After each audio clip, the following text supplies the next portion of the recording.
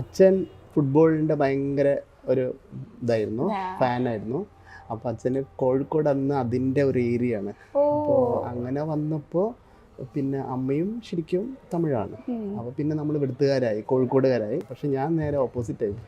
എനിക്ക് ഫുട്ബോളിൻ്റെ ABCD അറിയില്ല.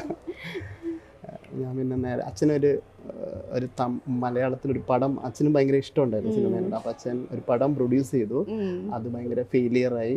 അപ്പോൾ അച്ഛന് പിന്നെ ചെന്നൈയൊക്കെ ഭയങ്കര വെറുപ്പായി.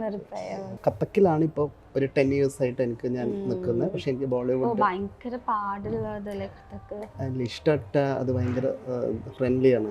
കാരണം വളരെ നാച്ചുറൽ റിയലിസ്റ്റിക് ആണ് സാധനം. ഞാനൊരു ഓഫീസർ എന്ന് പറയുമ്പോൾ ഓഫീസർ എൻ്റെ മൈൻഡിൽ ഓഫീസർ എന്നൊക്കെ പറയുമ്പോൾ സൂര്യൊക്കെ ഇങ്ങനെ ഭയങ്കര ഇങ്ങനെ ഹൈറ്റ് അപ്പോൾ ഇതൊക്കെ ആകുമ്പോൾ എന്നെ പോലെ ഒരാളെ എങ്ങനെ. പക്ഷെ ഭയങ്കര അത്ഭുതമാണ് പുള്ളി. പക്ഷെ അക്ഷരാർത്ഥത്തിൽ അതിൻ്റെ ഫോട്ടോ എനിക്ക് പുള്ളി അയച്ച് ഞാൻ കണ്ടു, ഞെട്ടിപ്പോയി.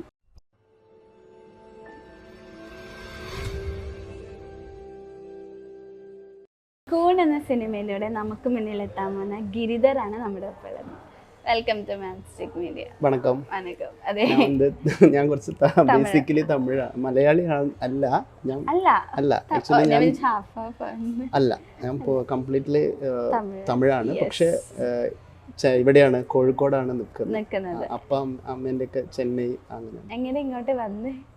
അച്ഛൻ ഫുട്ബോളിൻ്റെ ഭയങ്കര ഒരു ഇതായിരുന്നു, ഫാനായിരുന്നു.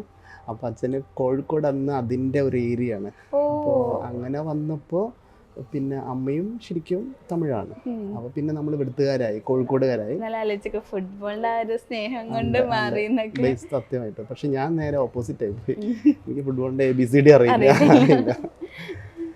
ഞാൻ പിന്നെ നേരെ അച്ഛനൊരു മലയാളത്തിലൊരു പടം അച്ഛനും ഭയങ്കര ഇഷ്ടമുണ്ടായിരുന്നു സിനിമയോട്. അപ്പോൾ അച്ഛൻ ഒരു പടം പ്രൊഡ്യൂസ് ചെയ്തു, അത് ഭയങ്കര ഫെയിലിയറായി. അപ്പോൾ അച്ഛന് പിന്നെ ചെന്നൈയൊക്കെ ഭയങ്കര വെറുപ്പായി. പിന്നെ അച്ഛന് ഇപ്പോഴും റിലേറ്റീവ്സ് ഒക്കെ അവിടെ ഉണ്ട്. എൻ്റെ തമിഴ് പടം കടസിലെ ബിരിയാണി റിലീസായപ്പോൾ ഞാൻ പോയായിരുന്നു. അതിലുണ്ട്. അപ്പോൾ തമിഴിലും മലയാളത്തിലും ഇങ്ങനെ ആക്റ്റീവായി നിൽക്കുന്ന ഒരാളാണല്ലേ? അങ്ങനെയൊന്നുമല്ല. തമിഴില് നല്ലൊരു വേഷം വന്നു ചെയ്തു. പിന്നെ ഇവരുടെ തന്നെ ഒരു പ്രൊഡക്ഷൻ ഉണ്ടായിരുന്നു, ഈ സാറിൻ്റെ പ്രശാന്തിൻ്റെ ഇതിൽ കെയർ ഓഫിലെ ഒരു തമിഴ് ഷോർട്ട് ഫിലിമിൽ ഒരു വില്ലൻ വേഷം, ഒരു ചെട്ടിയാർ എന്ന് പറഞ്ഞിട്ടൊരു ക്യാരക്ടർ, ചിദംബരം ചെട്ടിയാർ എന്നിട്ട് അത് ഒരു വില്ലനായിരുന്നു, നല്ല വെയിറ്റുള്ള. അപ്പോൾ അത് ചെയ്തായിരുന്നു. പിന്നെ ഞാൻ ബേസിക്കലി കഥക് ഡാൻസറാണ്. ഡാൻസറും കൂടിയാണ്. ഫുട്ബോളിന് വിട്ട് ഡാൻസിലോട്ട് വന്നു നമ്മളിപ്പോ. Dance choreography കൊറിയോഗ്രാഫറാണ്.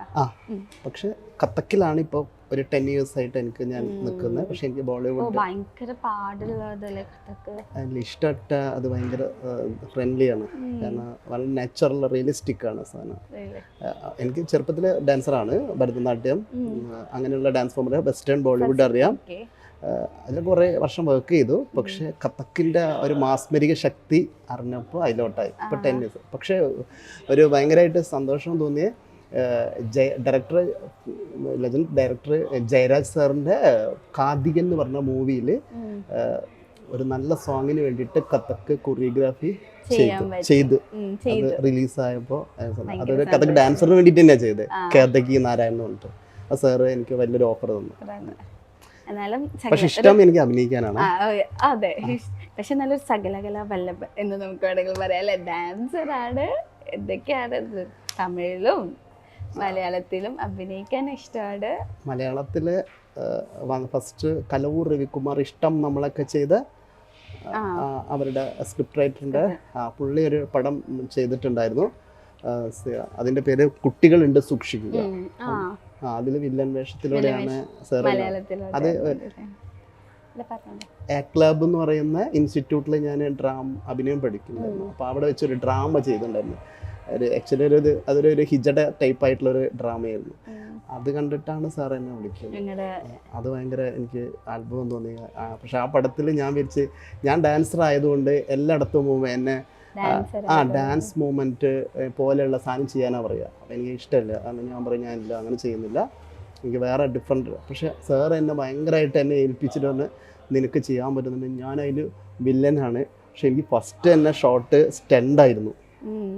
ഫസ്റ്റ് തന്നെ സ്റ്റണ്ട് ചെയ്തപ്പോൾ ഭയങ്കര ഇതായിപ്പോയി. കാരണം എനിക്ക് ഭയങ്കര സാറിൻ്റെ ഒരു മൂവിയിൽ ക്രെഡിറ്റ് ആയിരുന്നു അത്.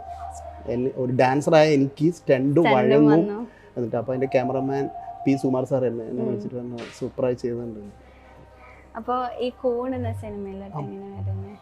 കൂൺ എന്ന സിനിമ മീൻസ് എനിക്ക് പ്രശാന്ത് ജി എന്നെ വിളിച്ചിട്ട് പറഞ്ഞു ഇങ്ങനെ ഒരു ക്യാരക്ടർ ഉണ്ട് ചെയ്യണം എന്ന് പറഞ്ഞപ്പോൾ ഞാൻ പറഞ്ഞത് എനിക്ക് ശരിയാവും, കാരണം ഇതൊരു ഇൻവെസ്റ്റിഗേഷൻ പോലീസ് ഓഫീസർ, അപ്പോൾ ഇവർക്കും എന്നെ ഡാൻസറായിട്ടാണ് അറിയുന്നത്, അപ്പം ചെയ്യണം, എനിക്ക് പറ്റും. പറഞ്ഞ ക്യാരക്ടറിനൊക്കെ ലുക്ക് ഉണ്ട്, വില്ലനും പോലീസ് ഓഫീസറൊക്കെ വളരെ ലുക്ക് ഉണ്ട് എന്തായാലും. പക്ഷെ എന്നാലും ഭയങ്കര ലൈക്ക് ഇപ്പോൾ ഒരു ഡാൻസർ എന്ന് പറയുമ്പോൾ പറഞ്ഞ കറക്റ്റാണ്, ഡാൻസർ എന്ന് പറയുമ്പോൾ ഓട്ടോമാറ്റിക്കായിട്ട് അതിലോട്ടൊരു സ്റ്റീരിയോ ടൈപ്പ് ആവാൻ ചാൻസ് ഉണ്ട്. പക്ഷെ എന്നാലും പല പല ക്യാരക്ടേഴ്സ് വരുവാണ്. അത് പക്ഷെ ഇപ്പോൾ റീസെൻ്റ്ലി 40കളിലെ പ്രണയം എന്ന് പറഞ്ഞൊരു സിനിമയിൽ കഥക്ക് ഡാൻസറായിട്ട് വരുന്നുണ്ട്. അപ്പോൾ എന്നോട് അതിൻ്റെ കഥക്ക് ചെയ്യാൻ, അപ്പോൾ ഞാൻ പിന്നെ അത് ഫ്രണ്ട്സിൻ്റെ ഒരു ഇതാണ്, അപ്പോൾ ഞാൻ വേണ്ട പറ്റില്ല, ഞാൻ ഡാൻസറായിട്ട് ചെയ്യുന്നില്ല, എനിക്ക് വേണ്ട പറ്റൂല. പക്ഷെ എന്താ വെച്ചാൽ നമ്മൾ ചെറുപ്പത്തിൽ ചൈൽഡ്ഹുഡ് ഡാൻസ് ചെയ്യുമ്പോൾ സമയത്ത് ഫാമിലി, നമ്മുടെ സർക്കിള് എല്ലാവരും നമ്മളെ പറ്റി ഇയാൾ ഡാൻസറാ അങ്ങനെ ഒരു നെഗറ്റീവായിട്ട് ആ ടോക്ക് എൻ്റെ മൈൻഡിലുണ്ട്. അതുകൊണ്ടാണ്. പക്ഷെ എനിക്ക് ദൈവം തന്നൊക്കെ വില്ലൻ വേഷങ്ങളാണ്, അത് ഭയങ്കര സന്തോഷം. അത് ഞാൻ പറഞ്ഞത് ഒരു വില്ലൻ വേഷം ചെയ്യാൻ പറ്റുന്ന ഒരു ലുക്ക് ഉണ്ട്, അതുകൊണ്ട് തന്നെ ആ ഒരു വേഷം എന്തായാലും വരുമല്ലോ. അങ്ങനെ ആയിരിക്കും. പ്രശാന്ത് എനിക്ക് വിളിച്ചിട്ട് ഇത് ചെയ്യാൻ പിന്നെ വന്ന് എന്നോട് എനിക്ക് അത്ഭുതം വന്നിട്ട് എന്നോട് കഥ പറഞ്ഞു. അപ്പം ഞാൻ കടസിലെ ബിരിയാണി ചെയ്ത് കഴിഞ്ഞ ശേഷം പക്ഷെ അപ്പോൾ വന്ന് കഥ പറഞ്ഞിട്ടുണ്ട് ഈ ചേട്ടൻ ഇത് ചെയ്യണം, ചേട്ടൻ ഇത് പറ്റും. അപ്പോൾ ഞാൻ പറഞ്ഞു ഇങ്ങനെ പറ്റുമോ, ഞാനൊരു ഓഫീസർ എന്ന് പറയുമ്പോൾ ഓഫീസർ എൻ്റെ മൈൻഡിൽ ഓഫീസർ എന്നൊക്കെ പറയുമ്പോൾ സൂര്യയൊക്കെ ഇങ്ങനെ ഭയങ്കര ഇങ്ങനെ ഹൈറ്റ് അപ്പോൾ ഇതൊക്കെ വാങ്ങുമ്പോൾ എന്നെപ്പോലെ ഒരാളെ എങ്ങനെ, പക്ഷെ ഭയങ്കര അത്ഭുതമാണ് പുള്ളി. പക്ഷെ അക്ഷരാർത്ഥത്തിൽ അതിൻ്റെ ഫോട്ടോ എനിക്ക് പുള്ളി അയച്ച് ഞാൻ കണ്ടു, ഞെട്ടിപ്പോയി എന്നെ എങ്ങനെയാണ് അത് പ്ലേസ് ചെയ്തിരിക്കുന്നത്. അപ്പം ഞാൻ വരിക, എനിക്കൊരു കോൺഫിഡൻറ്റ് എനിക്കപ്പോൾ പറ്റൂല്ലേ എന്ന്. അത് കടസിലെ ബിരിയാണീൻ്റെ സമയത്ത് എനിക്ക് അതിൽ ഞാൻ സബ് ഇൻസ്പെക്ടറാണ്, ഫുൾ ത്രൂ ഉണ്ട്. അപ്പോഴൊക്കെ എനിക്ക് അത്ഭുതമാണ് എൻ്റെ ലൈഫിൽ സംഭവിച്ചിരിക്കുന്നത്. ഡാൻസറായി ഞാൻ ഇങ്ങനെ വേറെ ലെവലിലോട്ടാണ് ചെയ്യുന്നത്. അതും ഒട്ടും പ്രതീക്ഷിക്കാത്തൊരു സംഭവമല്ലേ ഈ കൂൺ എന്നത്. എനിക്ക് ഭയങ്കര സന്തോഷം വെച്ചാൽ എൻ്റെ പോസ്റ്ററിൽ തന്നെ ആ ക്യാരക്ടർ ഉണ്ട്. അത് ഞാൻ ഞെട്ടിപ്പോയി. ഞാൻ എന്നെക്കുറിച്ച് വിശ്വസിപ്പിക്കുന്ന സിനിമയാണ് ഇത്. പിന്നെ കൂടുതൽ റിവീൽ ചെയ്യാൻ പറ്റാത്തതുകൊണ്ട് പറയാൻ പറ്റാത്തതുകൊണ്ട് ഒരുപാട് പറയാനും പറ്റില്ല, പക്ഷെ എക്സ്പ്രസും ചെയ്യണല്ലേ.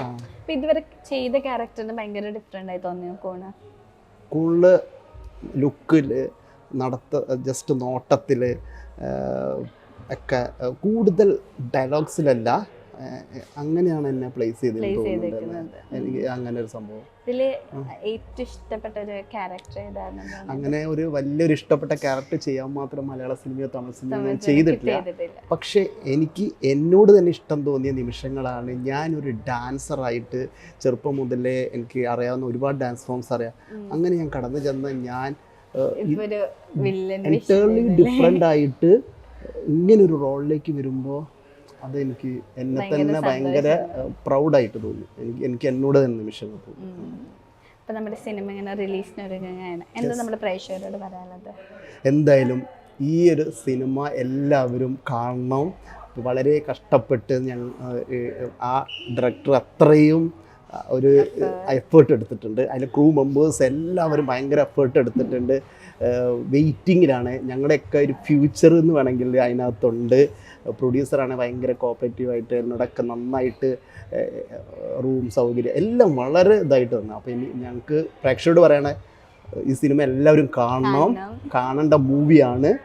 അതിനകത്ത് ഒരു എലമെൻ്റ് ഉണ്ട്, ആൾക്കാർക്ക് ഇഷ്ടപ്പെടുന്ന കുറച്ച് സംഗതികളുണ്ട്. ഈ പറഞ്ഞ പോലെ തന്നെ ഈ സിനിമ വൻ വിജയകരമായിട്ടെന്ന് ആശംസിക്കുന്നു.